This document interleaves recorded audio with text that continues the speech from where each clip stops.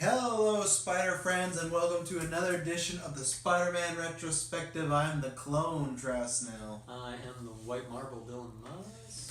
White Marble, why do you think... I didn't actually have one. That's kind of just like off the top of my head. The quickest one. Why do you think I called myself the Black Marble? Mm-hmm. Wow, what a joke that was made in this episode.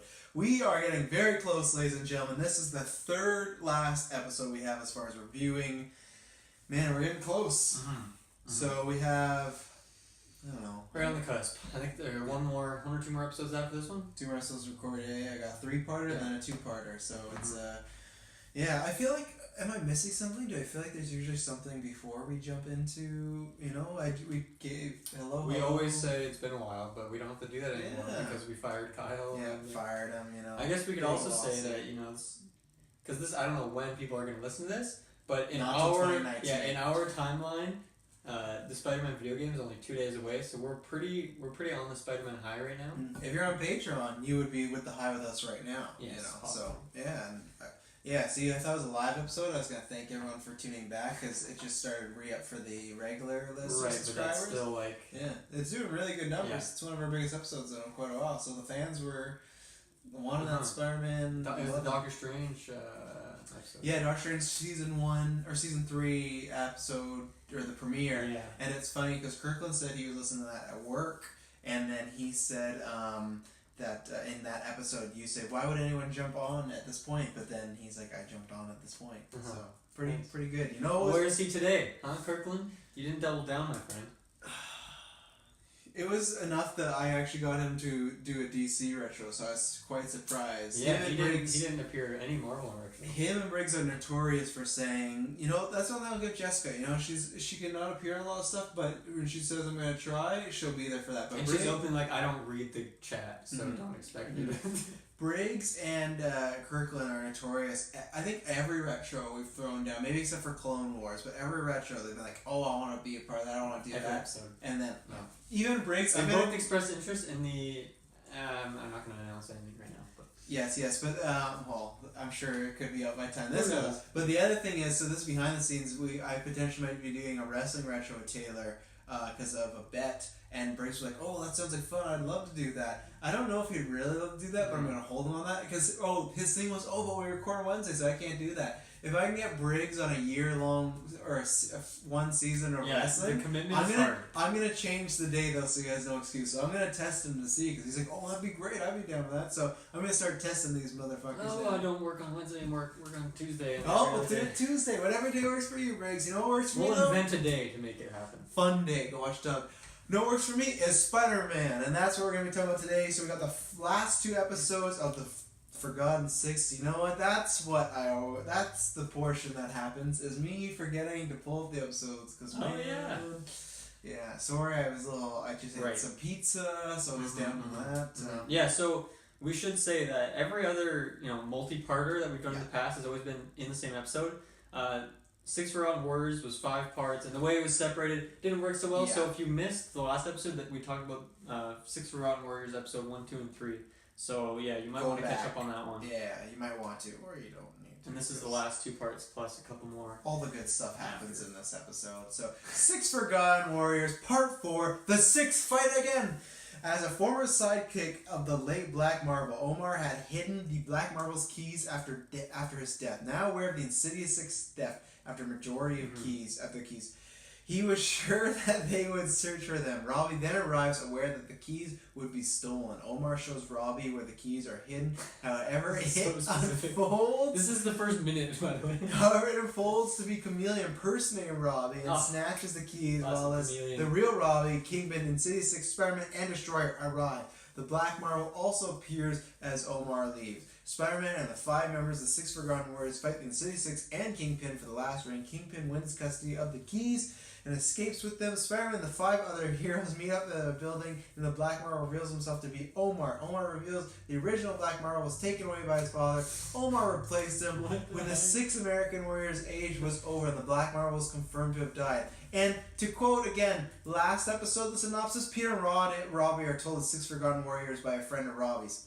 That's how it is. Look at this. Incredibly inconsistent. Doesn't make much sense. So what do you think about this episode? closing out these two-parters, honestly, I liked the last two episodes quite a bit more than the first three, I would say. Okay, of like this series, Six Forgotten Wars, yeah. There's some cool stuff that happens more. I think honestly, this episode, so this episode, the first half was kind of a little slow and kind of silly, but the second half I thought was pretty cool. There was a lot of fun stuff that happens. We'll get to the specifics, but yeah, I think this episode cut right in half in terms of half of it was really good, half of it was like the rest of Six Forgotten Warriors, were kind of just a little bland at times. Yeah, I called it on that chameleon thing being the turncoat, remember? Last episode. So that's classic. Yeah, of course. It's in his name. I think I liked these last two episodes more. I think because the first three are such exposition heavy for a lot of them. So I wish, obviously, because like we said, the way these episodes broke out, I one time would like to go back and watch all 5 together, but it's still a little long. This still doesn't make me love the Forgotten Six. I like this a bit more because we get introduced to, especially the next episode, some big Marvel characters and whatnot. But there's some fun twists and turns. Anytime you got Spider-Man working with the Kingpin is kind of fun. I like that in any comic book movie or movies in general when they find a reason for a hero and a villain to work together when they kind of reluctantly have to, and they both get put in an awkward situation here. So, I enjoyed the episode. I think I enjoyed, like I said, these last two more than the first three, just because they're exposition, and because even then, if it's exposition about characters I really enjoy, I love hearing the story or seeing the origin, like when Punisher's telling his, or even Jonah. But when it's the Six Forgotten Warriors, I don't really care. So when we're getting this retro of all their lives, I'm like, whatever. But I want to start with something right at the beginning with Omar and his like general thought processes. So one, and this isn't so bad, but like, these keys are very important. They're kind of they're essentially Infinity Stones. Pretty much. On a lesser degree, but in terms of this show, the heights they don't really get that world-ending often. The damage that could be done is catastrophic. So. And Peter, like you said, is not wins the last. Maybe when he was with Strange and Dormammu, like other than that, when's another time a show where it's been life-threatening? It's Tablet of Time. Sometimes maybe. it's like, maybe a part of New York or something. Rocket Racer. Yeah, or Rocket Racer. Yeah. So you would think with the power of these, you think about like what they did with the Infinity Stones in the movies. They tried to put them in completely different spots and guarded. Yeah. I just think it's maybe kind of risky to put these his two keys that he's holding on to in the exact same spot. They're right next to each other. Yeah. But isn't that like just not a good idea? No, it's not a good idea at all. It was not very well thought out, but maybe he was going for that approach of it's so not well thought out that people wouldn't think it's the case, even though that doesn't make sense because when they find the keys. But that's where sometimes when there's, when you hide stuff, it's so obvious you think someone won't check it, but this is so obvious because when someone finds that one key, they find the other one. So yeah, without even maybe knowing that they were going to find two. So do you think he chose that, or do you think he just forgot about the other one and he's like, I'm going to get to that one day and hide it somewhere? Seems like all of these Forgotten Six, after they gave up being superheroes, they were like, nothing else interesting is going to happen in this world. There's never going to be, Red Skull's gone. Yeah. What do we have to worry about?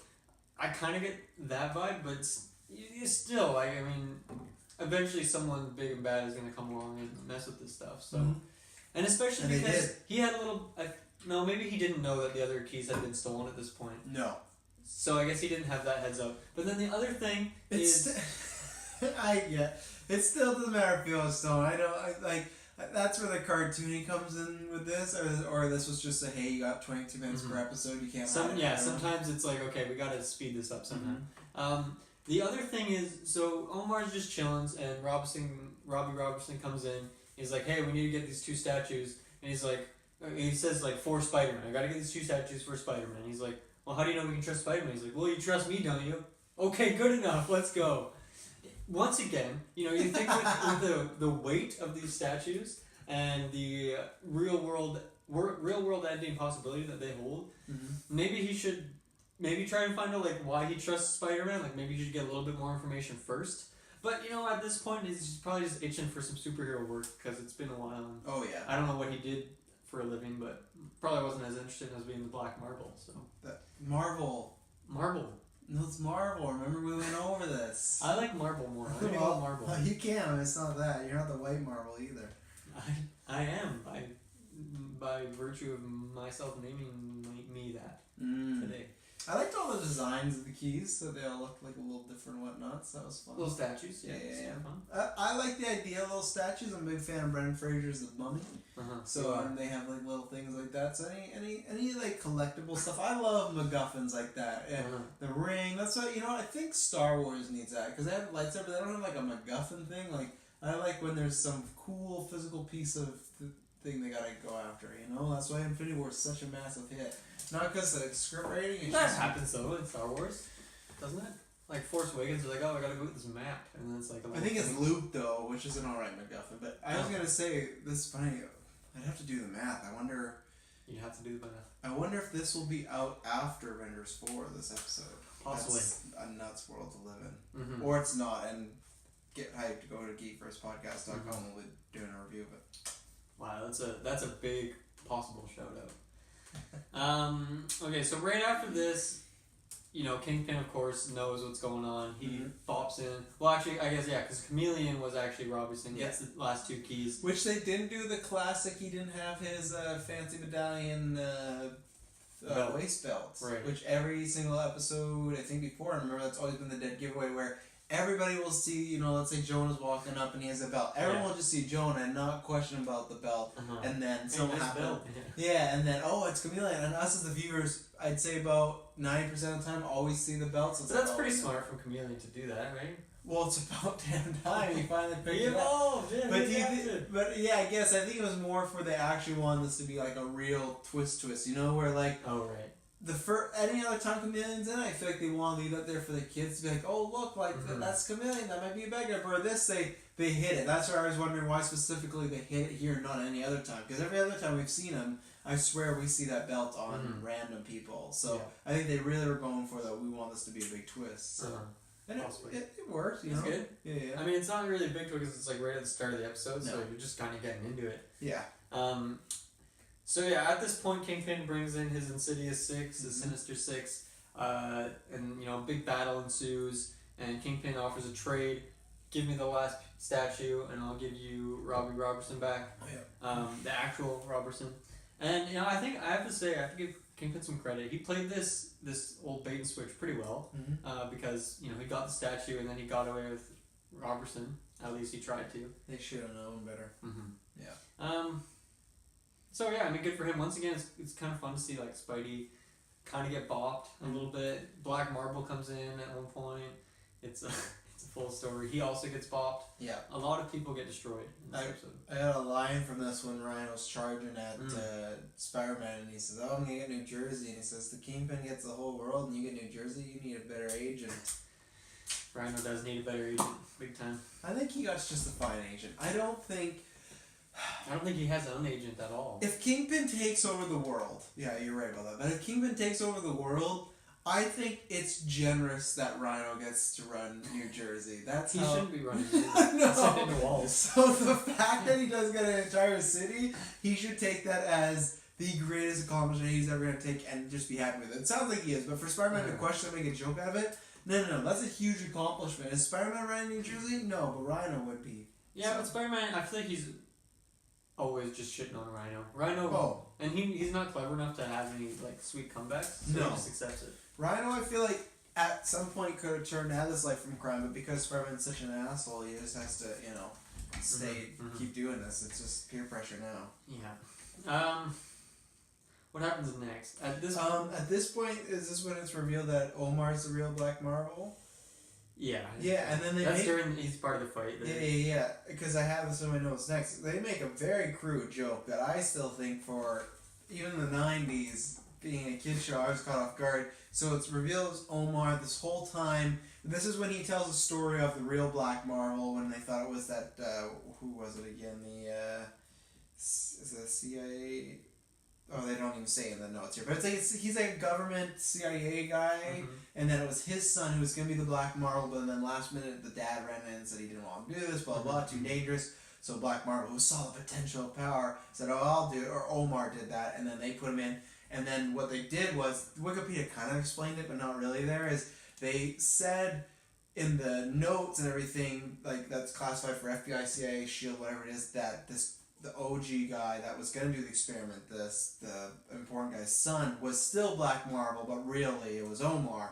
Which really, I get what they're saying, because Omar could work on secretive, but this guy would still be in danger, because if ever any bad guys got these files and saw this as Captain Marvel, or Black Marvel, they'd go to him and mess him up, right? So, not the greatest deal. But then, I think it's Robbie that questions, like, so you were the Black Marvel the whole time? And then Omar says, smooth as ever, did you ever wonder why I called myself the Black Marvel? I was very caught off guard in a show for kids, and I get it, they're not going to get it or understand it. Just even then, it's not that I'm offended by it, I just was like, I couldn't believe that was It doesn't really fit the humor of the show. No, like, I don't know what they're going for. Maybe it's just... Because this show doesn't really have many dirty jokes. You know, a lot of kids' shows, they'll kind of sneak them in there. Yeah. There's not a whole lot of that in There's more pop culture reference that they can never get. Like, I think, remember one episode he made, like, a Freddy Krueger reference. And we're like, kids are never going to get that, but an adult would. But I think there's been a few sexual innuendos sometimes, but other than that... But it's pretty hush-hush. Yeah, but this was just so out there, and that's why I wasn't sure if they were just like, hey, you know, 6 Forgotten Warriors, you get to do whatever. Because, you know, Chameleon didn't have the obvious belt. Yeah, and then this happened, so maybe, like, you get to make this a tad bit edgier, and he was like, great. And he did it. No one's stopping him now. No, so, yeah.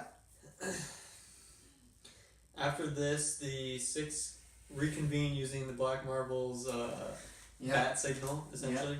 And then Spider-Man drops the line, I feel like I'm witnessing a part of this country's history. Yeah, classic. And he just says it's so chummy. But yeah, they all get together, including Thunder. He comes back. He eventually comes back. Yeah, eventually comes back, right. But, I don't know, I was shocked when they all got back on this roof, well, all of them minus Thunder, and they're just jacked. Like, these are old people, and they're ripped, and, like, Miss America looking like a 20-year-old, to say the least, and, I don't know, I was just shocked. They couldn't stay in hiding, really, with those bodies. No.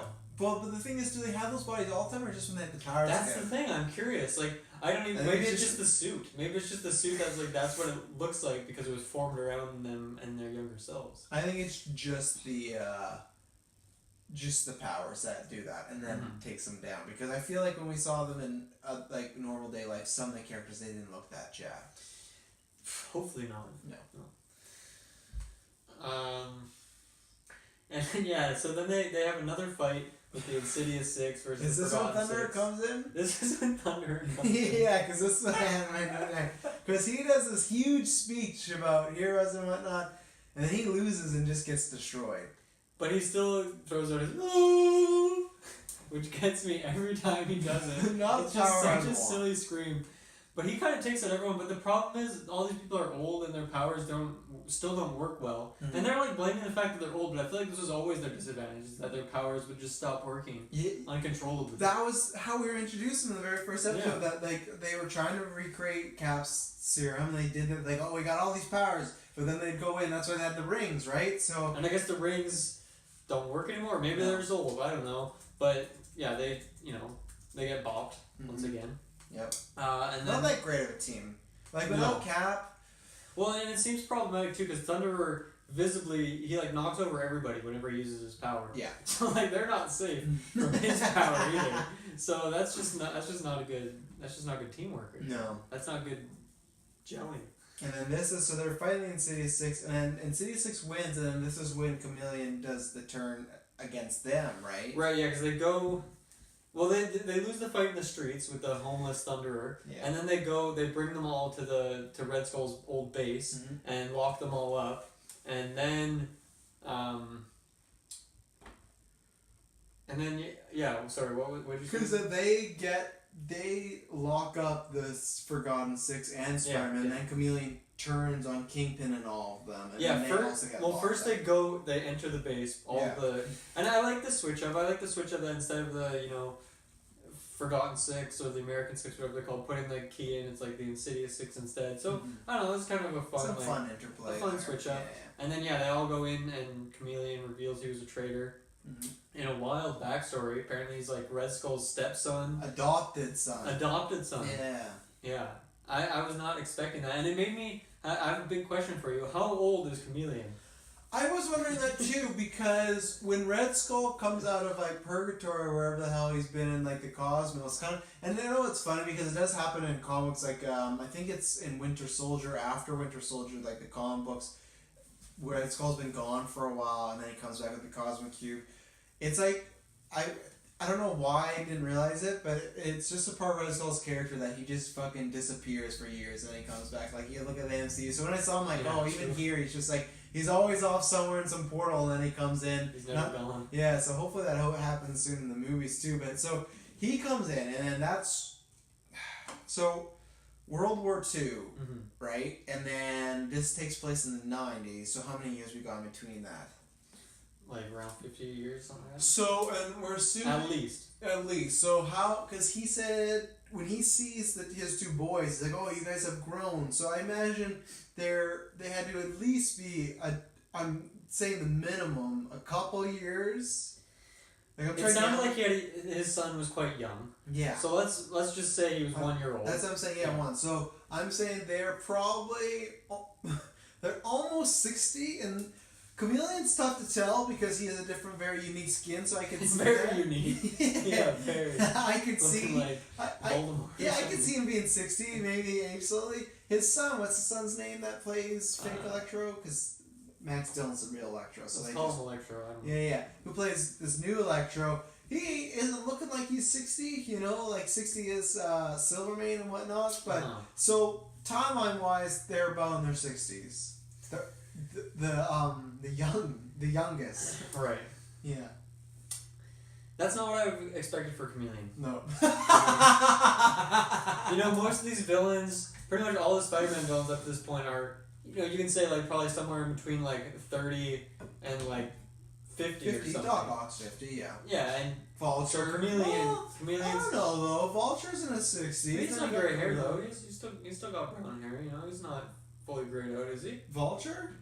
When he's old man, remember? Right, way back. Now he's young again.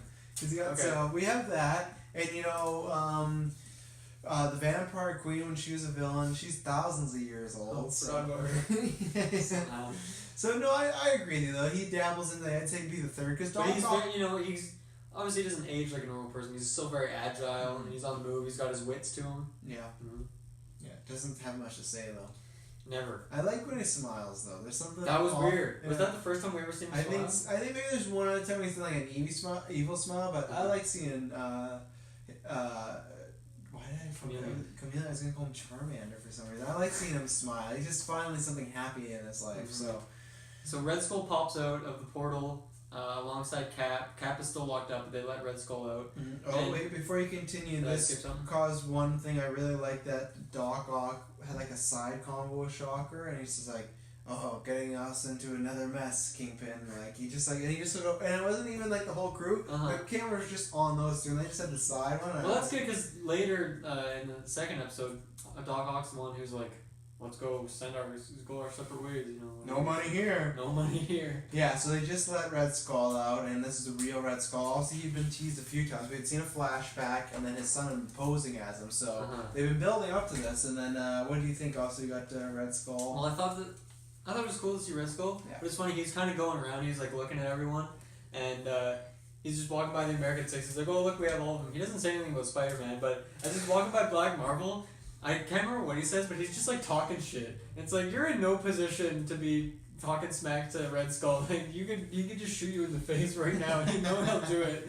And you're just all of you are powerless. I just thought it was a bold move by him, but clearly he's feeling a little jazzed up being a superhero again. Yeah, he has a mouth on him, you know. So, and at this point, how do they all bust out? So Red Skull brings in some robots. Yeah. And Spidey robots. I hate robots. I'm like, me too, Spidey. I got me that too. code in there. We got some bad history with some robots. And if people don't watch, they're just generic, just standing big Transformer like robots that apparently Kingpin can lift by himself. That's not surprising. There's one shot. Is it not? I know he's done a lot, but like... Kingpin is massive. But he's the size of a truck. Only 5% body fat, remember? Exactly. You're proving my point. Those abs are huge. But he just has abs on abs on so, abs. Yeah, so there's one robot that goes to kick Kingpin. Or not even... No, sorry. Kingpin runs over, he scoops it by leg, and just flips. And these robots have These are the biggest robots we've ever seen. Yeah, weigh a ton. So... Very impressive. At least. Yeah. I wanted to first talk about, it's kind of a plot hole how they break out, because as these robots are like, you know, just kind of chilling, they get introduced, Cap just like busts out of the portal. Yeah. Not explained how. No. He didn't do anything, no one hit a button. Yeah, apparently they didn't lock him up. I don't know, I was kind of confused by that. Maybe it's something like when Red Skull gets released, he can get released. I know they don't say that, but that's the way I kind of took it. But it's still like, why would Cap just stand here for like 10 minutes while they do this? And the thing is, I didn't think he stood there for 10 minutes. I think he got out when the robots were coming.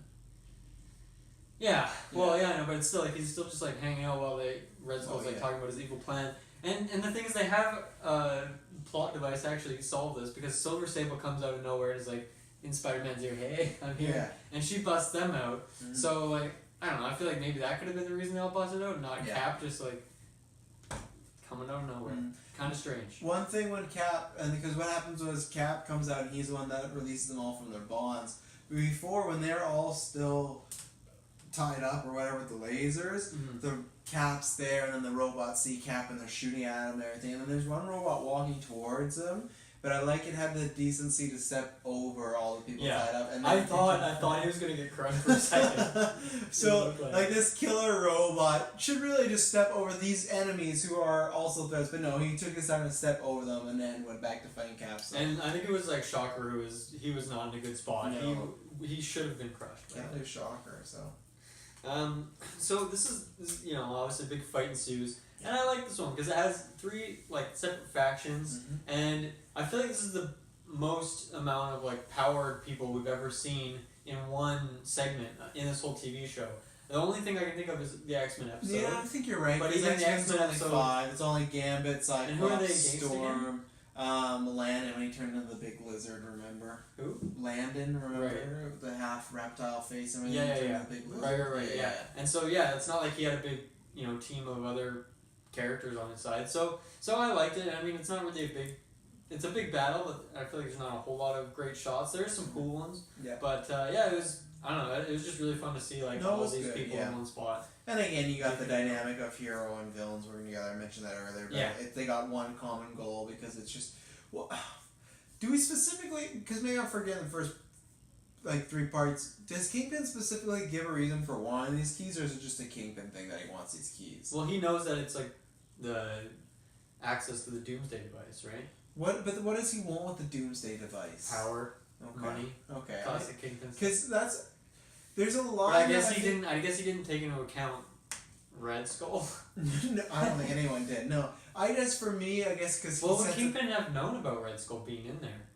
In the vortex? He might not have even known. No, I don't think so. I think he would have known of Red Skull in the history of it. Well, it's kind of, maybe it was mentioned in the last part. I probably should have quickly rewatched last year's episodes, but that's on a lot of dedication. Time speed. But no, I was gonna say that I don't know. I didn't bring this up before, but I feel like my Kingpin. I guess in this animated series it's different, but he feels like I don't know if he'd need this Doomsday device, because there's been times where he's strayed away from things like that and focused more on money stuff.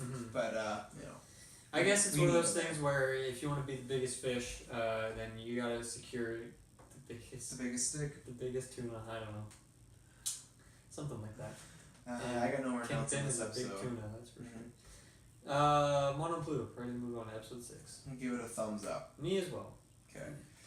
Final episode of the 6 Forgotten Warriors, The Price of Heroism. Ooh. Spider-Man and Silver Sable finally track down Kragoff, the Chameleon, and the Red Skull, but are caught in a force field. Apparently the Doomsday device the Skull created in the past was made to have his son, Reinhold, turn into a, quote, god. Kragoff is injected with electricity, which allows him to create and manipulate electricity into doing his bidding. He wears a green suit and lightning bolt mask, dubbing himself Electro. So this took me for, this and the episode we have coming up, took me for a spin. Because I've cut, like I said before. A shock, you could say. Yeah. I was electrified by this episode. I think I said this at the beginning of season 5 that season 5 I've watched the least because I'm not a big fan of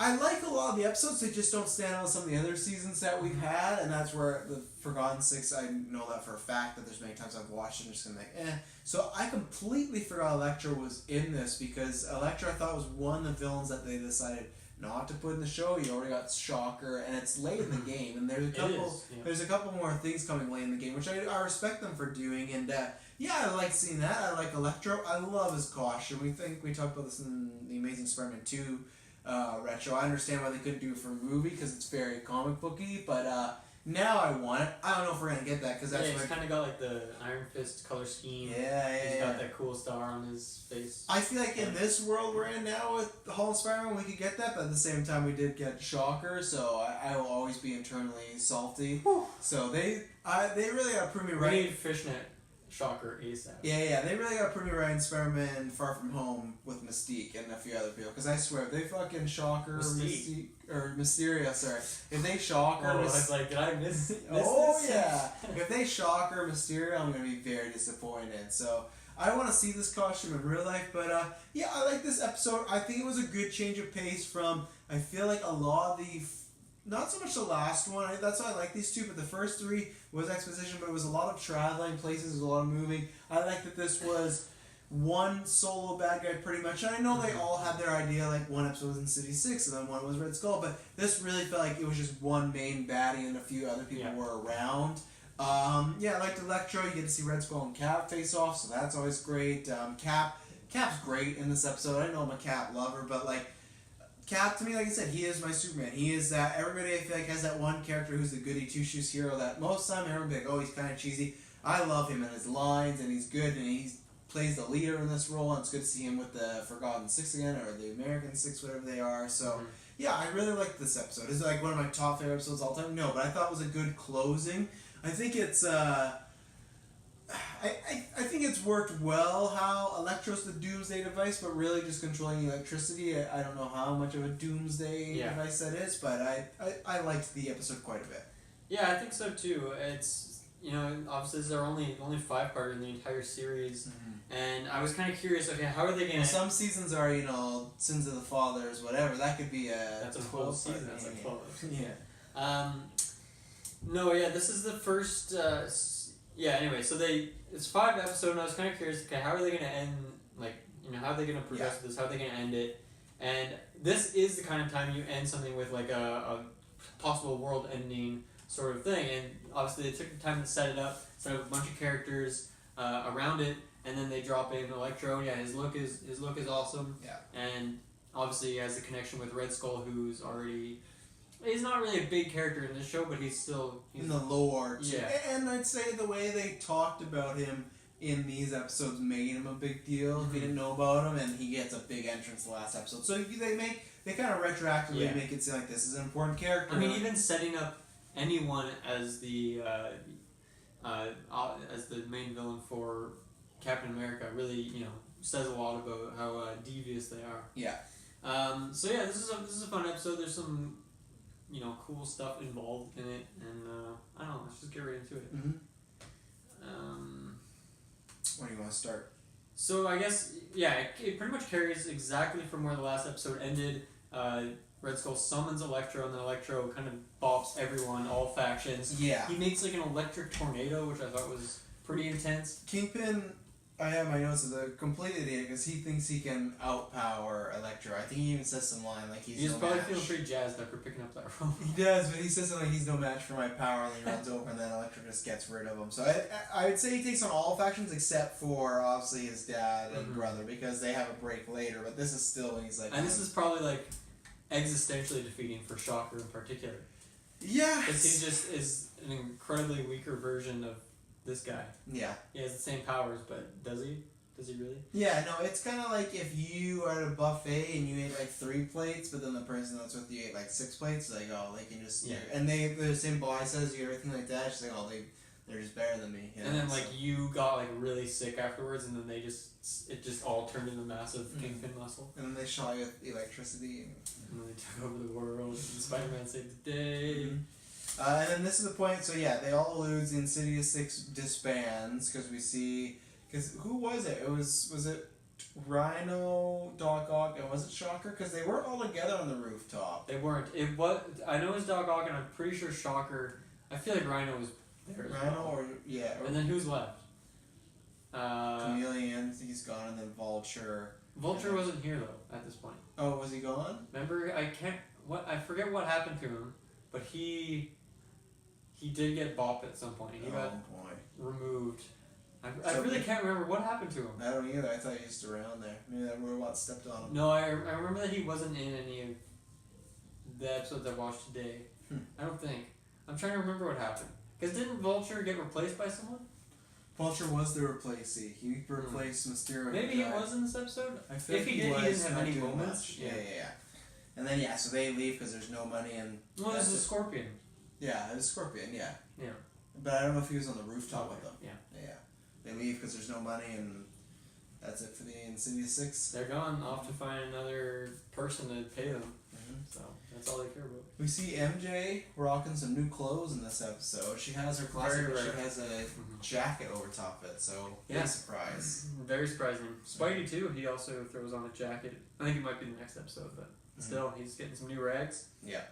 And here's the thing. So MJ sees on TV what's happening with Electro, and she's like, okay, I gotta go save Peter. I gotta go, not even save him, just like check. I just gotta go check on him. Stupid. Yeah, in this process, she gets bopped by Electro, sent to the hospital, and then Spidey's like, "Oh, it's all my fault." And I mean, I guess you could describe it as his fault, but I really feel like MJ was just really on the wrong side of this one. That was a bad decision. Well, this is very fitting, again, if you think about Gwen Stacy in Amazing Spider-Man 2, the same thing happens when Spider-Man goes to on Electro. She shows up to help Spider-Man, and same thing, he blames himself, but really if Gwen Stacy didn't show up on that island, she wouldn't be dead, so, yeah, maybe just don't show a lot of opposition before, and I know it's different, like, this is the love of your life, but... And now but...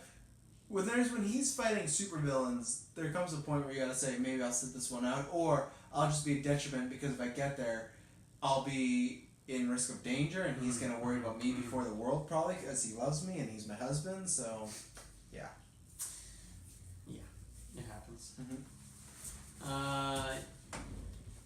So pretty much Electro for most of this episode is just popping off. At one point, a lot happens, but a lot doesn't at the same time. It's true. It's kind of just showing how strong he is. Like he goes to a radio tower, and or the radio station, takes over and puts something on all the screens so that everyone. His beams get past the Earth into space. Yeah, this guy is, transplanetary. He ain't that powerful in the comics. He's a god.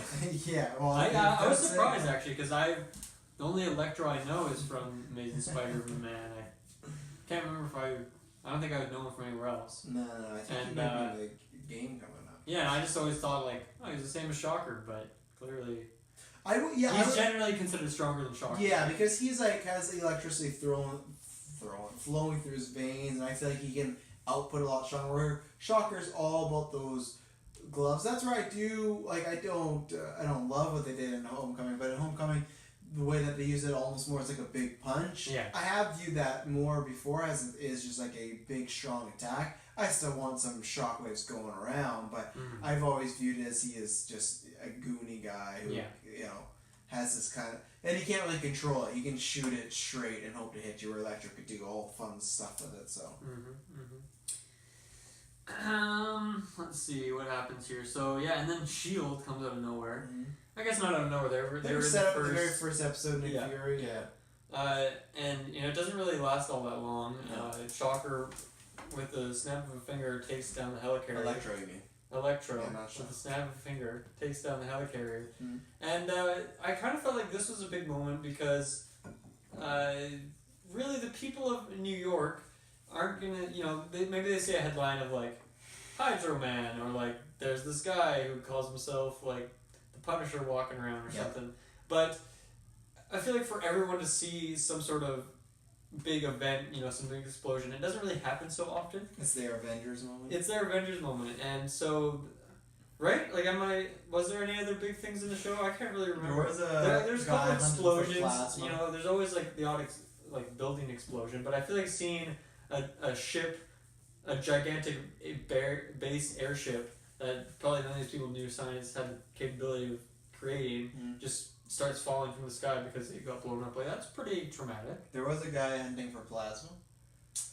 There was a guy with lots of plasma. Not that it's villain related, but I'm sure when that spaceship crashed in New York, that was probably a big deal. Also, it's not super big, but I'm trying to think of big events in the show.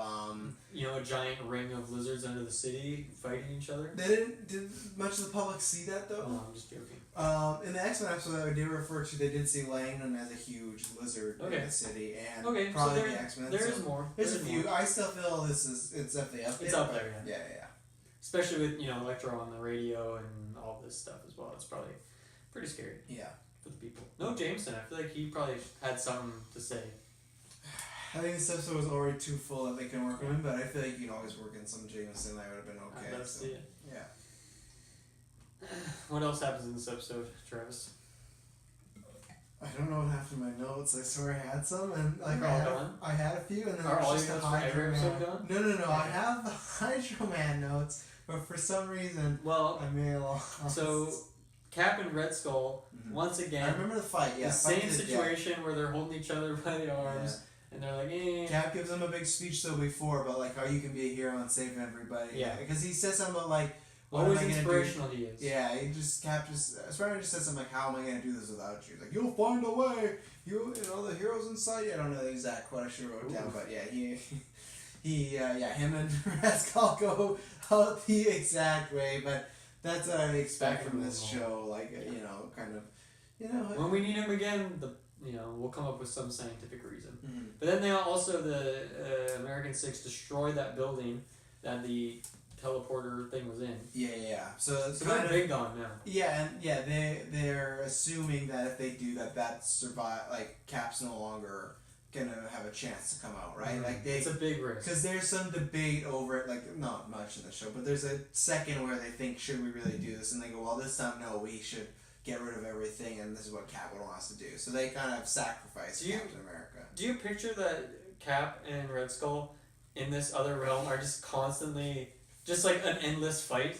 Like it's like some weird other dimension where they don't need to sleep or eat, so they're just constantly fighting the entire time. Or maybe after all these years they like, okay, let's just sit down and watch some TV together. Like, what do you think it is? No, unfortunately, to not go into your humorous answer, to give you a realistic one, I think it's very similar to what Ant-Man feels like in the first Ant-Man when he goes into the whatever zone there, and he's just kind of lost and like. So you don't think that they see each other? No, because if that was the case, I think when Red Skull came out the first time, they would have came out together. But because they didn't come out together, I assume that maybe they're conjoined somehow, maybe mentally, but they got separated and they're both kooky and seeing stuff.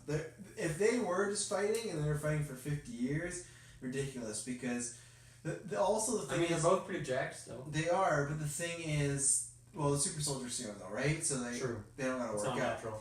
So the thing is, what the problem is with your situation of them sitting down just talking, they don't get to see what happens in the world later on, so they both just are so old-fashioned, all set in their ways. Like, Red Skull is 100% Nazi all the way, and he changed him because he thinks when he gets back that the Nazis are going to prevail, and Cap thinks the same for America. So I don't know what they could really talk about, to be honest.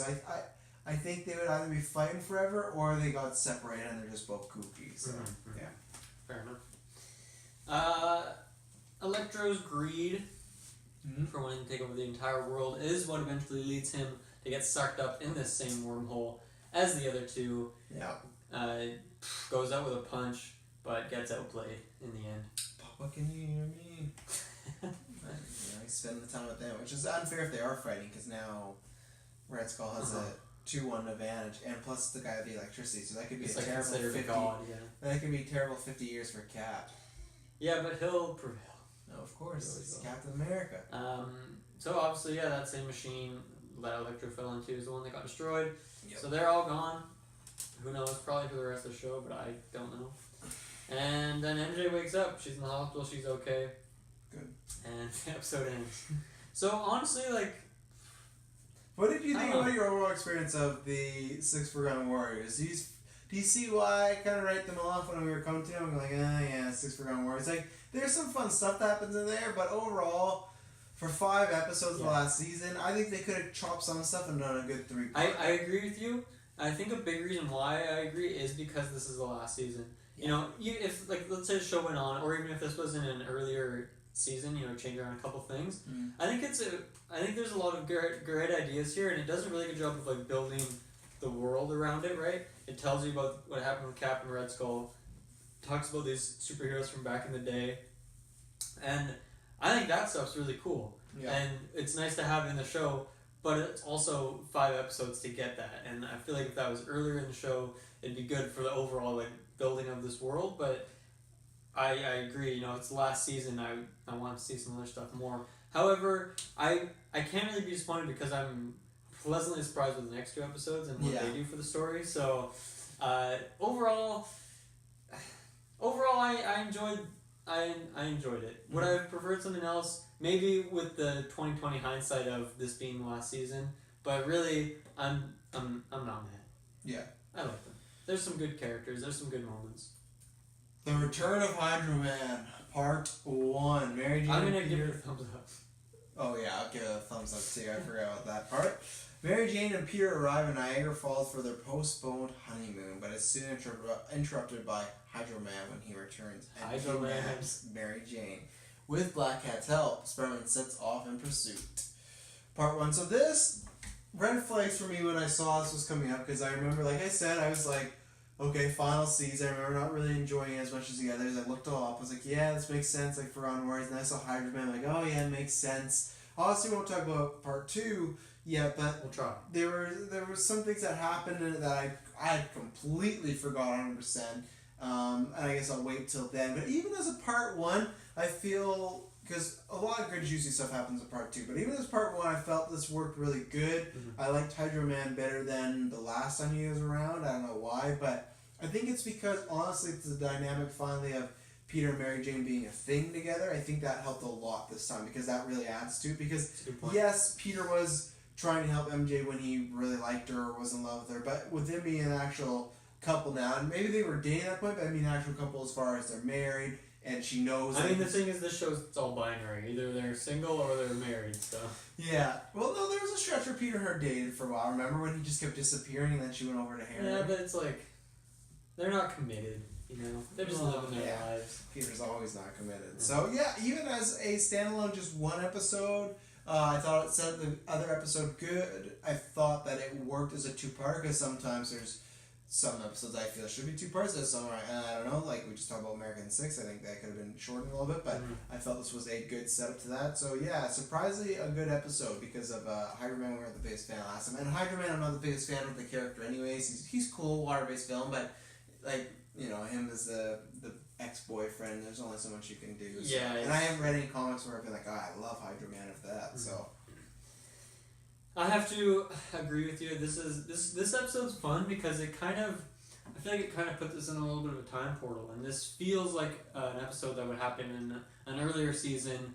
For a couple reasons. One, I mean, this is a character from a while ago, but also because this brings back something we haven't done in a while, and that's like the dynamic between Felicia, Mary Jane, and Spidey. Yeah. And out of nowhere. That was always. That was, you know, we still had Kyle with us, and all 3 of us, like, that was always our favorite part and the most fun discussion. And so, while there's not, like, a ton of it like there was in the earlier seasons, it's kind of like a callback to those times, and I really liked it for that. And yeah, I was pleasantly surprised as well, because I don't think any of us really were loving the Hydro Man episode. And it was just a 1-parter right last time, right? I think so, yeah, but it felt like an 8-part.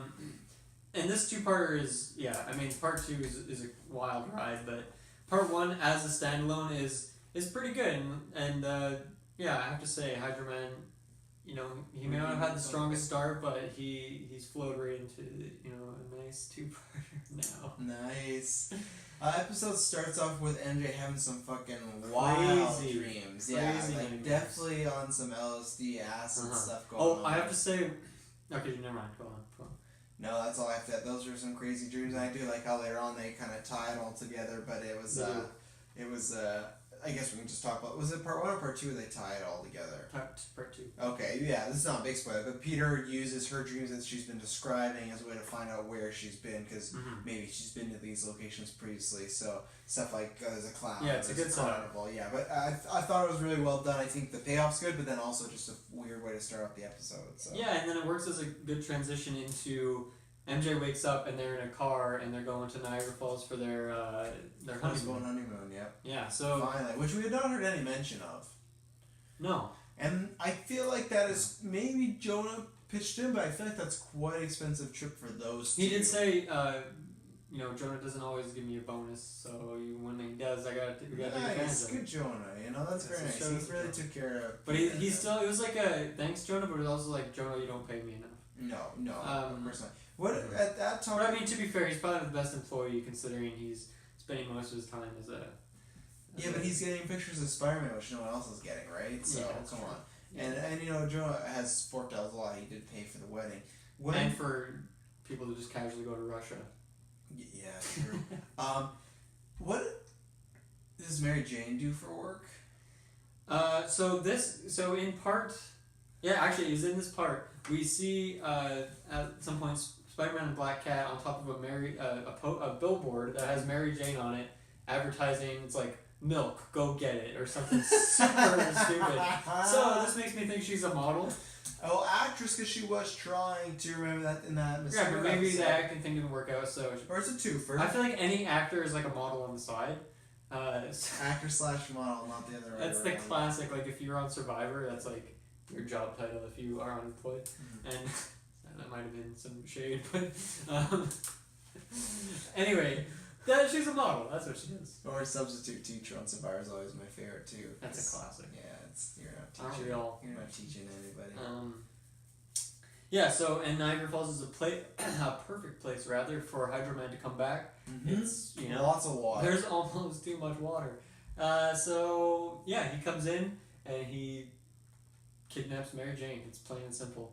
It's pretty he's pretty much the same guy he was before. Yeah, as if no time has passed. No, bullheaded, just all about. We need to get married. Yeah.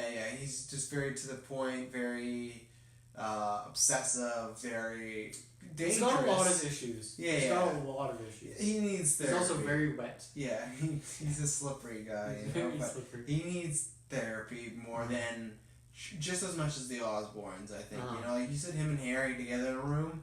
That's an explosion of madness right there. So yeah. After this, Spidey goes back to New York.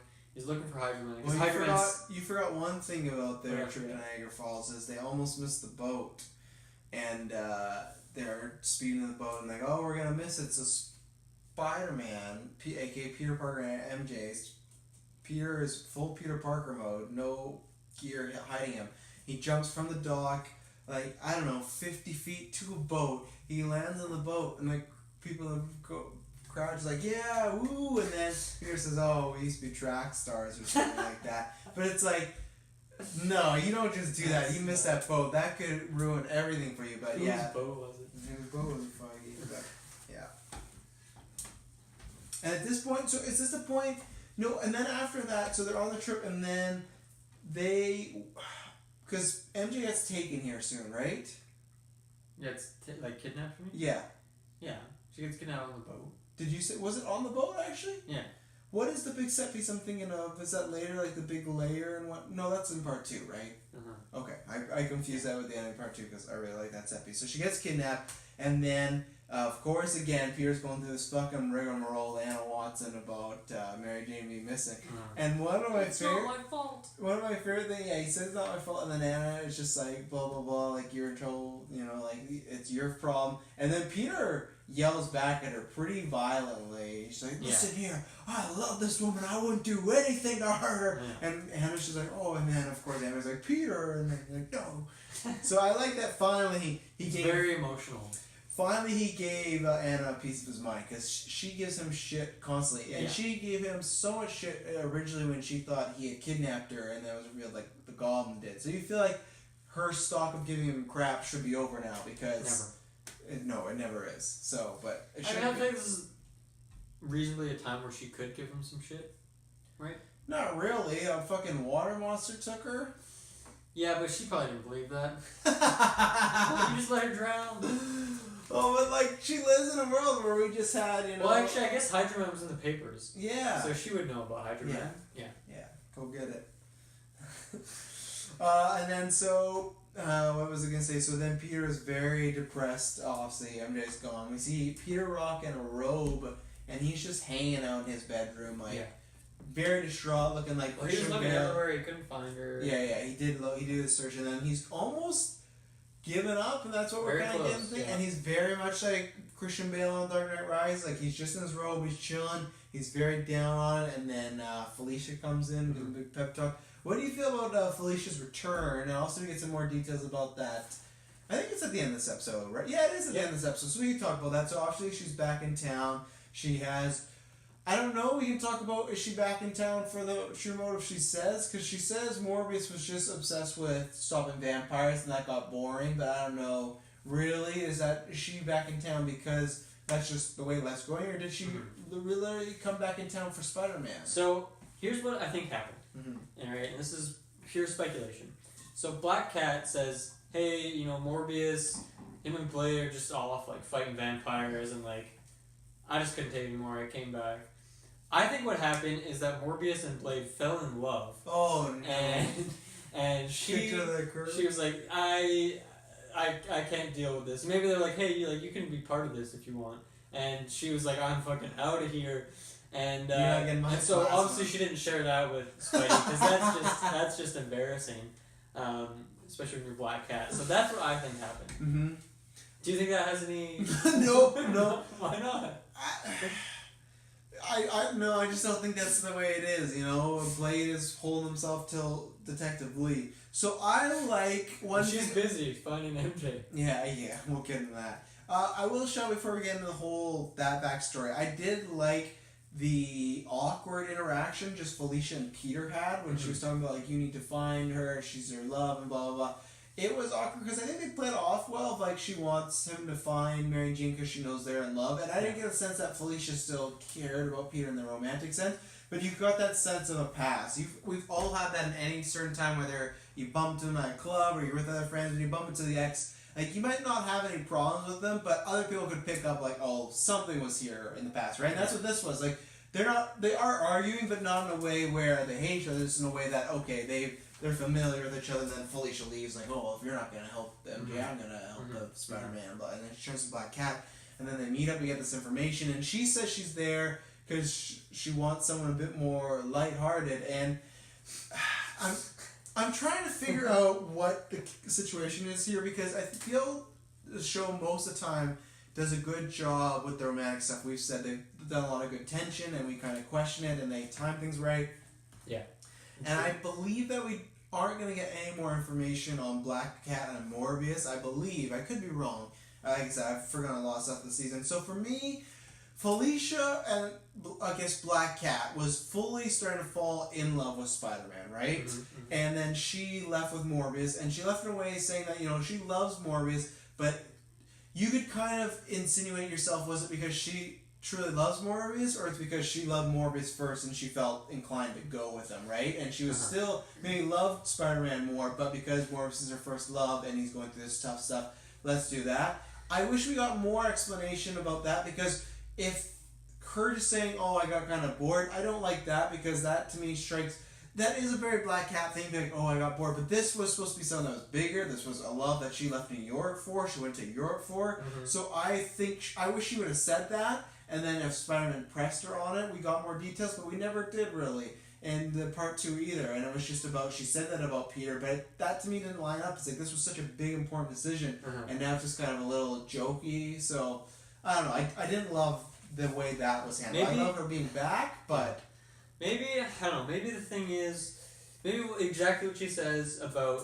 Morbius and Blade was true, like, they were just kind of busy doing their thing. Not that they were in love, but they were just busy, and so she, like, came, maybe this whole time, because the Morbius thing, like you said, it has, like, it's it's probably been brewing for a year or two at least, and it's always hard to tell like how long things are occurring in the show. But what do you mean? Like when Felicia was like in love with him. Even like before, you know, he was full vampire, before she was Black Cat. Like it's been a long time. Yeah. And then, you know, she was just getting to kind of know Spider-Man, and then she left. So maybe she was falling in love with Spider-Man though. She was a little bit, right? That's maybe one of the reasons she left. She felt like, okay, I'm building feelings for this guy. I need to go with Morbius. We need to leave. Yeah. But that whole time, on the back of her mind is probably like maybe she didn't have that feeling of closure with Spider-Man, right? And she should have stressed that then, though, because she makes it sound like she left Morbius no matter what, and Spider-Man being in her life again is just kind of like a bonus. I think that kind of fits the character, though, to not really explain exactly, or maybe she doesn't know, maybe she couldn't describe exactly. I think it fits the character to do that at first, but the problem is this is not the at first, this is the only. You know, like, we're not going to get more of that. Like, we've seen that with Black Cat before, where she would play with Spider-Man and hint at certain things, but then eventually she would learn more as far as how she felt with Morbius, or she really does love Spider-Man, stuff like that. Where this, I don't think we're going to get any more closure from this, so it's just her kind of being nonchalant about the whole thing, right? Yeah, I don't know, it fits, because I feel like Spider-Man really kind of shut her down, to be honest. He did big time. I think he did, but he did it in a nice way. He was very nice about it. Did he say that he found somebody, or he just said, I don't have time? I think he still said that. It's like, it's too late for us. Yeah. And then maybe a couple more things after. Classic Peter Parker. He hinted around that he was with somebody, but still never technically said, I'm with Mary Jane or I'm married. He just said it's too late for us, you know? So. Yeah. And there's your proof about the Forgotten Six. When Felicia turns on the power, she gets jacked. So maybe that's the same thing. Mm-hmm. So, yeah. Possibly. Yeah. We kind of covered all of that. Yeah. So the only other thing is, after Spidey, how does he find out that they're on that Hydra Man took MJ onto that oil? Is that the dreams? Is that him using the dreams? That's the second episode, I think. Oh, really? Then I don't know. I think so. He got some clue about oil. I think he was looking at some DNA or something. And he saw there was some oil, and he's like, "There's only one place." Yeah. I can't remember how he got it, but I do remember that line just saying, "There's only one place where this exists." And it's like, really, you know it so quickly, but fair enough, Peter. Yeah. So him and Black Cat go there, and Spider-Man goes there first. He releases MJ, and then he's kind of fighting. Black Cat comes to save the day. So MJ takes a boat, goes back to shore, and classic, she arrives and there's some cops that pick her up, and she's like, "Am I ever glad to see you?" They arrest her. Quote unquote. I thought you would like that she said, "Am I ever glad to see you?" Did you not pick up on that? Yeah, I did. Boy, am I glad to see you. There you go. And also a very, very popular quote in the Marvel Ultimate Alliance game. Every character, every AI greets you with, "Boy, am I glad to see you." Yeah. Like, it's fucking ridiculous. And then they arrest her. They did arrest her. I was And they were really stonewalling her in the interview and stuff. Yeah. They're like, "Oh, we can sit here all day until you tell us the truth." Like, they were firm about it. Yeah. Didn't last long though before Hydra Man kind of busts in. Yeah, again, he's always busting everywhere. He's always busting around. Yeah. So MJ, gets back to the police station. I'm trying to figure out I'm trying to remember how this episode ends. Like, what's the cliffhanger of it? I got it. Okay. So yeah, MJ gets busted out of the cop shop by Hydra Man, and he takes her to his secret lair where we saw him and his scientist dude. Actually, the scientist Miles Warren.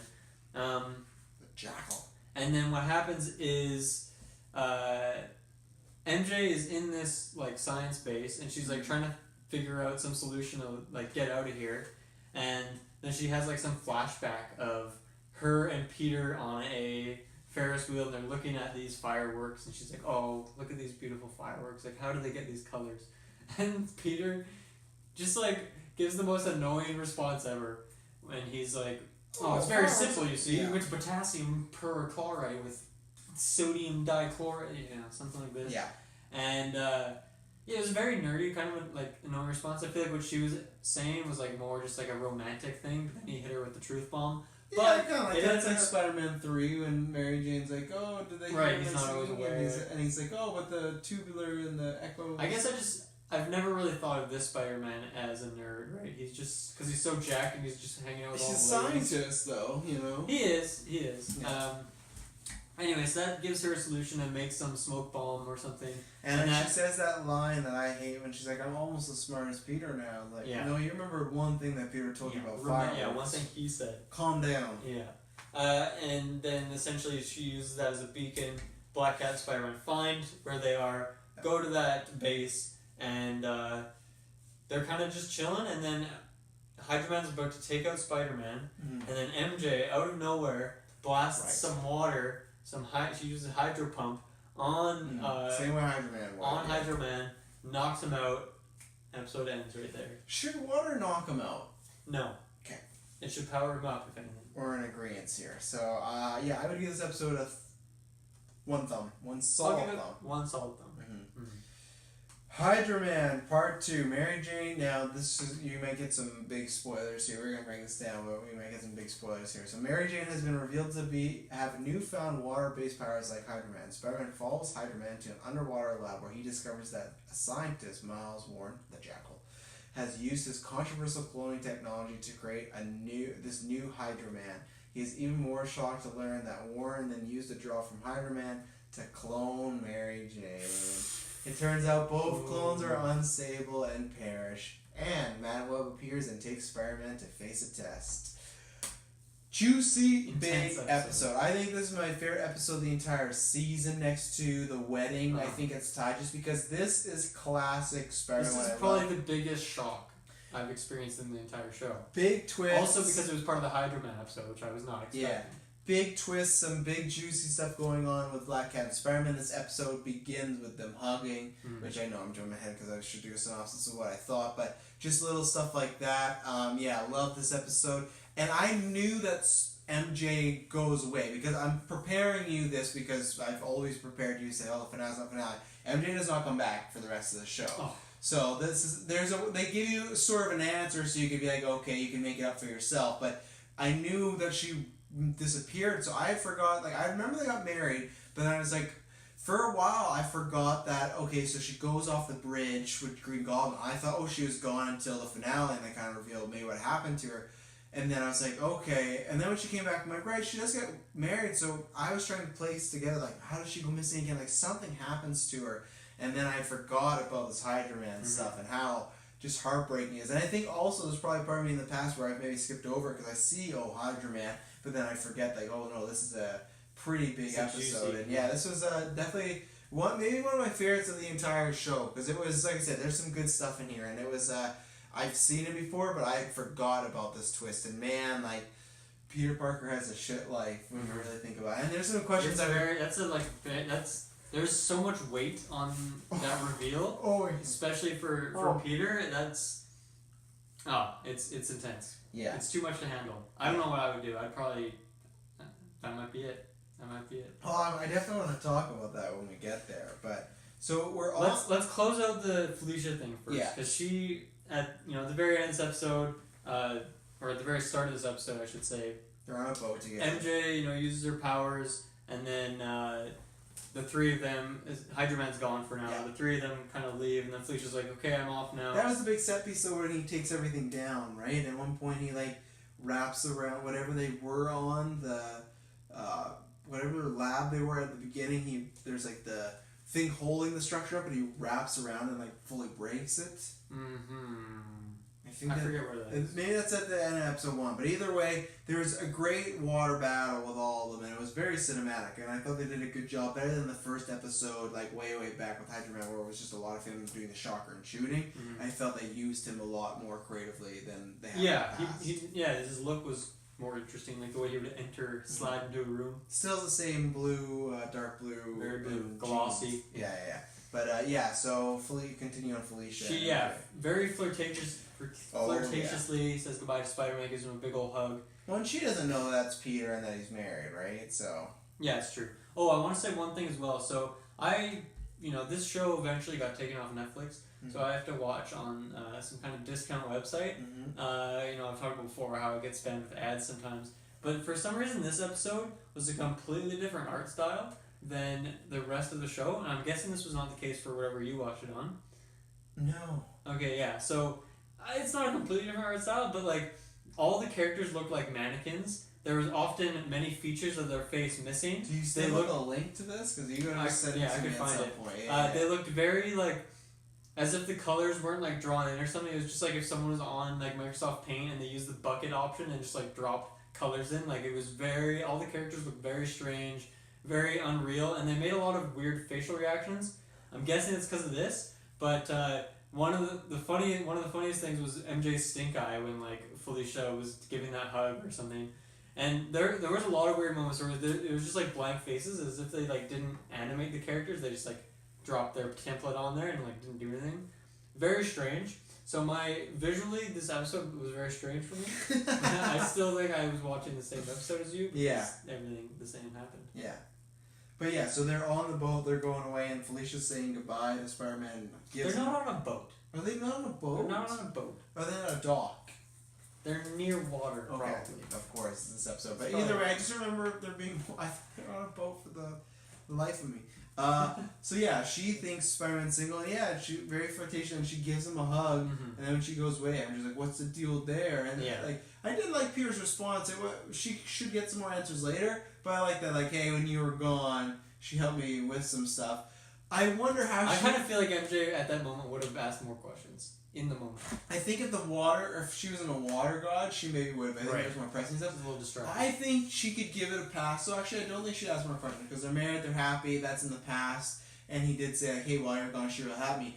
I think she would ask more questions if she knew that was Felicia, because that would, and he doesn't even know it's Felicia, but that would open up a whole different can of worms. Big can of worms. Yeah, that was good to see that touched upon, and Felicia kind of or Black Cat still gonna be like, oh yeah, I know you are busy with whatever you got going on, but she's let it known that the door is open on her end, that the relationship's there, and you know. Give me a call, Spidey. Yeah, like I leave that door open, so.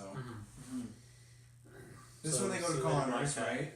What's that? This is when they go to Connors after, right? Not quite.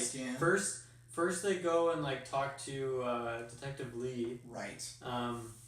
And they're talking about, hey, you need to find Hydro Man. And this is there's a really funny thing here where Detective Lee's like, talking about Hydro Man, she's like, well, try to get him, but he's a very elusive character. And then Aunt May's reaction is like, total shock. She like makes an audible gasp. Yeah. It was very unfitting of the episode, and I think the additional strange animation made it even funnier for me. And then Aunt May also says like, oh, the cops will help, and then he's like, we'll see what we can do, but it's Hydra Man, and I did like that in a way, because it's like, yeah, man, like, this is a fucking water demon god, and like, the cops can't do much. There's also a line before they go to the cop shop, was, Peter's, we gotta find what's going on with you, and they go to the cop, and they go Connor, but she says, I can't help but think when we find out what's wrong with me, it leads to my destruction. Yeah.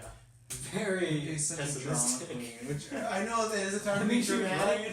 She is right, but just that should you keep in your head. You know, you don't gotta throw it out for this your fiance. This is just like, you know, talk about Peter having a rough life, but like MJ's had a real rough go of it. Not this MJ. She's not been alive that long. But she thinks she's the same MJ, right? Yeah. It's that classic like Black Mirror moment where it's all a lie and you know, it's all a simulation, all that bullshit. Yeah. This is when they go to Connors. They go to Dr. Connors' place to do some hypnosis, try to find out, you know, what these weird dreams she's been having are. Right. And I had one thing to say about Connors here. So he puts her on this machine. For some reason, she has to wear a skin tight, like purple, like body fit suit. I'm like, you know, man, I don't know if this is entirely necessary for hypnosis. I kind of feel like he was just perfing out a little bit. Mrs. Connors doesn't get out much, so you know he has to take the action where he can, I guess. Yeah, I guess so. So yeah, you know what, Connors, that didn't really fit your character. I think it was a little, it was a little slimy. It was a little lizardous, if you could say. So, yeah. Once again, we see kind of a you know, slideshow of these nightmares that MJ's having. There's my note on the tight purple suit. Yeah, they don't really discover anything here. Like, it's just... Actually, well, I guess what happened... The reason that this is here is so that Spider-Man can really be informed, or Peter, rather, can be, like, with a great detail informed on, like, the dream she's having, which he then uses, as we said, as the clues to find her. So it makes sense from a plot point.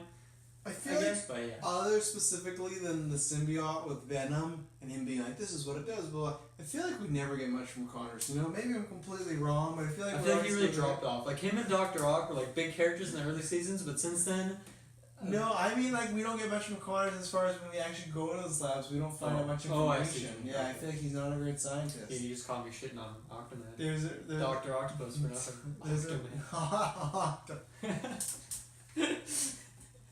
I am Octoman. Octoman and Hydra Man.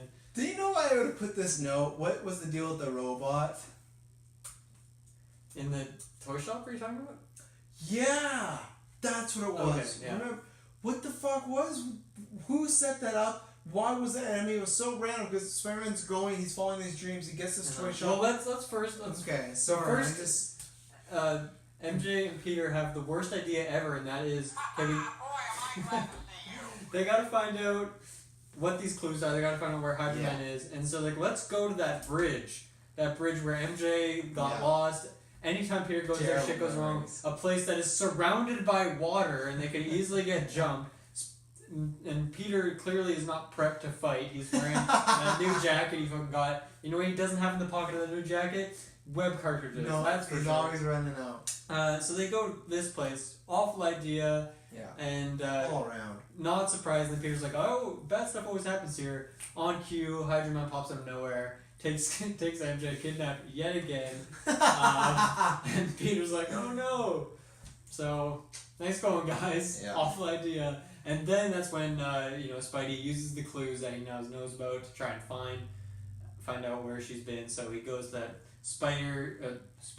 pirate ship restaurant, talks to some guy with a creepy mustache. He says go north. He gets a flashback when he talks to MJ. When he talked to MJ, yeah.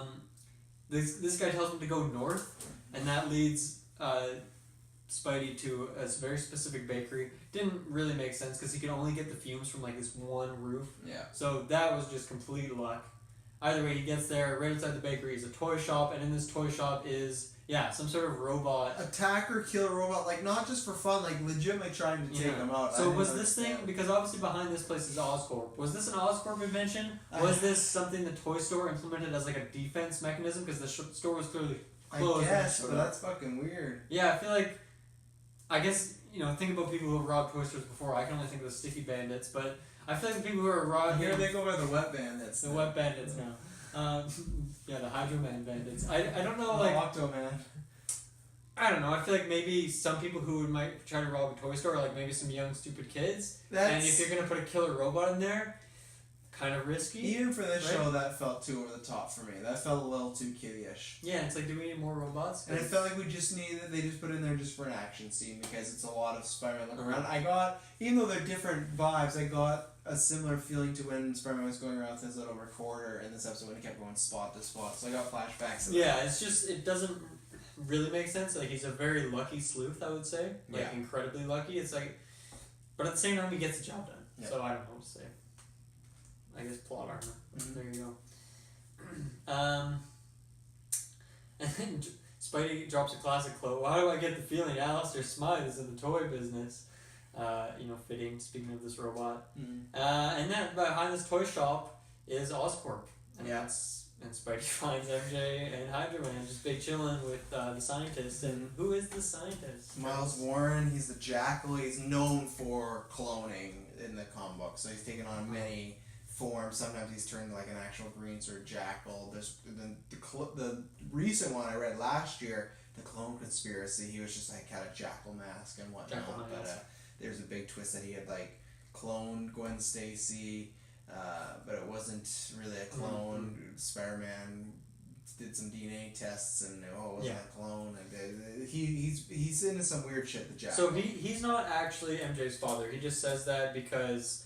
He means like he invented pseudo-father. He made the clone of it. Yeah, and I hated that the second he said father, MJ just like gave this big smile, like you've been fooled so many times. Like just wait a second. And I feel like the following interactions like don't make sense. Like she's just like, oh, just keep quiet. Doesn't matter. Yeah, and then this is when Miles explains it, and then this is when we get the huge twist that obviously we talked about. But yeah, so MJ since. She's come back from the bridge since the beginning of the season. And we questioned, how did she come back? Yeah. since the beginning of the season, she came back. And we had some theories. They were just wrong. Yeah, they were wrong. And I guess what happened was, he made the clone, and she slowly became more like MJ and won the outside world, and her love for Peter took her back, went back there. Now this whole time she's a clone. So with Peter, obviously that's gonna mess you up, because this whole time you've been with this woman that you thought was the woman you loved, and it kind of is, but it's not really is. I think the person that it messes up more is if MJ ever does come back. Where do you go in the relationship from there? Because, okay, so who knows, like, because it's pretty otherworldly, right? It's hard to particularly imagine. Well, because you're not gonna, the risk of revealing who Spider-Man is. Let's say MJ comes back, you're not gonna say, hey, that was a clone the whole time. We didn't do any of all that. But at the same point, you didn't get to have those memories with Peter then. You didn't get to have the wedding with him. You didn't get to have the wedding night. You didn't get to go on the honeymoon. You didn't have to look for that place. So it's like, but if you came back, obviously she loved Peter when she died with the Green Goblin, but at the same point, they weren't, were they I guess they just started back dating, right, when Goblin killed her. Yeah. Yeah, right, because it was just like 2 episodes and they're in love and now. So I guess you still love Peter, but like I said, you don't get to it's like someone was living in her shoes the whole time and you don't get to live any of this and you come back. So what, like, because if you're MJ, would you want to be getting remarried? Would you want to redo the stuff? Like, it's hard to say, right, because obviously Madame Web is involved in all this, and like she maybe has the power to like at least show MJ all that has occurred since then, maybe even make her, you know, feel as if that was her, could like emulate those memories into her. I'm not sure. So, you know, if something like that could happen, I could see MJ going for it, but if not, that's heavy. Like, I don't know, what do you do, right? Because it could go either way, where she's like, you know, feels flattered that, you know, Peter loved her that much, he wanted to marry her, and he did marry her, and all this other stuff. And you can't be mad at Peter, because he thought it was you the whole time, you know? Yeah, but at the same time, she could be like, that wasn't me. And then but just it is her. I'm broken, I'm hurt, and then she couldn't be with him because of the precedent. And like, I honestly, you couldn't blame her for that on the same token. Yeah. Because that is pretty messed up. But it's not messed up. It's not from his perspective, but still, it's like, you can't just, like, she's had such a whacked out perspective of it that it's hard to like just be like, oh, okay, I'm okay with that and move on. Because you're right, where do you go? Because Peter's like, okay, well, I was already ready to marry you, and like, I did marry you. Yeah. So like, you want to like get married or something? She's like, I don't know. I think maybe we should just take it slow for a while. And what do you tell your friends if you want to get married again? You know, renewing the vows 6 months later. Yeah. And Anna would be super pissed. You're gonna marry this guy twice. Oh damn. Yeah.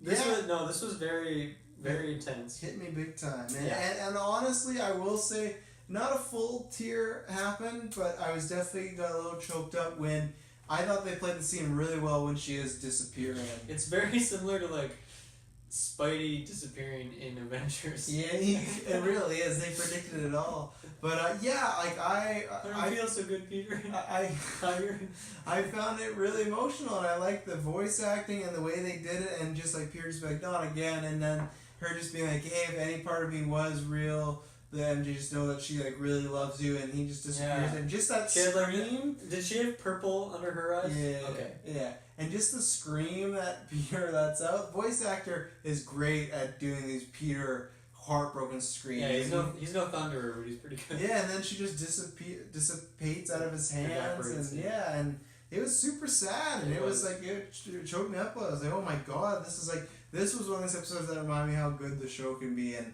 yeah, I've still been wrapping my head around like, what would you do if then she does come back, and like, you know, at the same time, do you just slip into life and be like, okay, we are married, this and that, but I just missed everything, like, and same thing with Peter, you know, he had all this fun, you know, he's been, you know, having, you know, some late nights with his new wife and stuff like that, but it's not, you know, so it's like he has all these experiences with a woman he loves, but it's not that woman he loves, but with the woman like the real woman he loves, would she have those exact same experiences, or would it be different? Who knows? You know, it's like you've never seen About Time, right? So I'll give you. It's a minor spoiler, but I suggest you should watch the movie. It's a time traveling romantic comedy, and the thing is, so it's Domhnall Gleeson, the guy who plays General Hux in Star Wars. Okay. Anyway, so his sister's best friend is Margot Robbie, and she's there for the summer for a trip, and he can time travel, and he, at the beginning of the summer, goes and says, hey, like, I really like you and everything like that, and I'd like to date you, and she goes, oh, well, you know, maybe at the, oh, sorry, no, he does at the end of the summer, and she's like, well, it's, you know, the last night of the summer, I wish you really told me this at the beginning, because summer's over, and what's the point of us dating? And he goes, okay, and then he goes and does this time travel thing, and he goes back to the very first night, and he tells the same thing, I'd like to date, and she's like, that's kind of something you should maybe wait till like the last night and see how the summer goes. And that's how this situation is, because like, yeah, MJ, you know, she could have acted that way, but then even then, because it's the exact same person, it's a clone, she's still different day, different time, could have acted completely different, and you never know. And that would just, I honestly think that would tear them apart and maybe break them up. Hopefully they just get past it and go, let's just love each other, we still love each other, but that shit could really mess with you. It's something that you can never forget. And it's not like Peter, if they hadn't got married, you could just string it along as just, oh yeah, that clone was back for a while, we talked, but nothing happened, right? But you got married, the whole shebang, everyone was there, so you can't play it off as like, oh yeah, nothing really happened with that clone. Like, everybody knows. There's pictures of you at your own wedding that you're not a part of, so, yeah. What happens if Peter, a couple months down the road, realizes that he likes clone MJ more? Oof. He likes liquid MJ more than dry MJ. Don't we all? But nice placing the word liquid instead of something else. I don't have any more notes on this episode because it just ends with very sad, and then there's a couple more things to talk about. Okay, sure, yeah. Well, one is MJ's father. What's his name again? This new one? Yeah. Miles Warren. Miles Warren. Yeah. So he obviously he used a strand of MJ's hair to clone her entire being. Hydro Man, he used like some drip or something. He gets a piece of Spider-Man's suit, which means he is planning, and he's working with Smythe and Silvermane. Silvermane's probably like, 6 years old now, so good for him. He could clone Spider-Man, and I don't know if that happens in this last season. I'll tell you, it's the next episode it does, and it's not because I've been telling you, because I've been pitching it for years about the whole Toby Andrew. You get a taste of what that movie could be. You get to see multiple versions of Spider-Man coming up, and it is the season 5 for me overall. I'm like, these last episodes are fantastic. These last 5, there's some character coming back. There's some big reveals. There is just one episode in particular that is fucking nuts. So yeah, it is great. So no, they specifically, that was a good Feige setup to be like, oh yeah, it's something's coming. And I think it was a good planting the seed there, because it is just like, okay, like what is he gonna do with it? And it's literally the next episode it leads right into. So. And this episode closes out with Madame Web coming back. When was the last time we saw her? Was it season 3 even? It's. I feel like we did. Cause I kind of forgot about her until this episode. It's been a long time. It's when MJ died, right? Because I feel like she died. He's looking for her, and she sucks him up, and he's like, "I'm done with your games. I'm done with this everything," and he was really mad. And MJ died in season. Yeah, so I feel like it was season 3. Yeah, turning point. Yeah, so I think that's the last time we saw him, because he swears her off. So she's been gone for an entire season and a half. Yeah, that's a long time. I totally forgot about her. But I always liked that character because all of her dialogue is, it's got like multi layers to it. It's always nice foreshadow like what is gonna happen, and then she just like puts Spidey in these weird trippy worlds, like she's some otherworldly creature. And so she says that I've been prepping you this whole time. I know where MJ is. You just have to do what I say. So once again, very vague, but at the same time very sinister. I love the ending of this episode. It sets up 2 like possible futures, like what's gonna happen, and it really just spins the show on its head.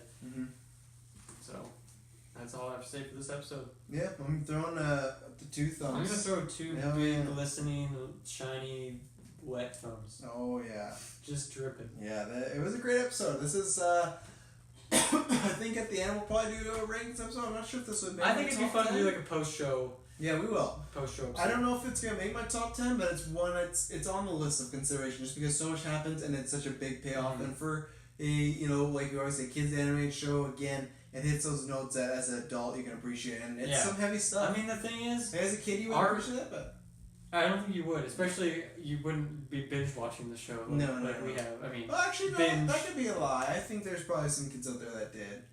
Okay, well, me personally, I would, I just would watch it like Saturday morning or whatever. I might not be up to date. I might not see it, Maybe there's a marathon. New episode. Maybe there's a marathon now. There you go. Mm-hmm. I think our favorite part of the show has always been the MJ and Felicia stuff. Yeah. And so this episode, along with all those other story points, it has elements of that again. And that's just lovely. This is an awesome episode. I could see this making it in my top 5, top 10. Really? It's a damn good episode. I won't say go that far yet, because when you think back and you pull up the Wikipedia, it's going to be hard. Like, we started this, like, how long ago? A year and a half, 2 years ago? Yeah. It's been a long time, so remembering those, like, some of those moments of the first seasons, it's going to be hard. Just go listen to our review. I don't think there's any episode from the first season in there. Because what we got? Night Lizard, Spider Crawler, Spider But that's where all the MJ stuff is, Menace, and that's the good stuff. Menace of Mysterio, Sting of Scorpion, Kraven the Hunter, the Alien Costume Part 1 and 2. That's and the Hobgoblin. So yeah, there's a couple in there. So you just gotta go Wikipedia. It's a good show. Yeah. So thank you very much for tuning in. Please come back next week when it will be the penultimate. We are doing which is closing the last 5 episodes. Yeah. So we'll do the next 3. So the next episode will just be 3 because it is Secret Wars. So you, as comic book fans, know what that is. Obviously, it's a much different version, but Secret Wars is one of the biggest comic book storylines of all time. Lots of people think that's what Avengers 4 was going to be, so it is not. But yeah, so thank you very much for tuning in. You can find all our podcast video links down below. If you like what we do here, head over to Patreon and get the episode early. Yeah, there's only a few episodes left, but you can see them before everyone else. If not, go to podcasts and subscribe, rate, review. Let us know. What would you do in Peter's situation? Honestly, let us know. What would you do? What would you do in MJ's situation? This whole marrying, betting with a clone. It's a tough situation. So until then, catch you on the web. That was really quick. I was ready this time. I'm always taken aback by it, but I was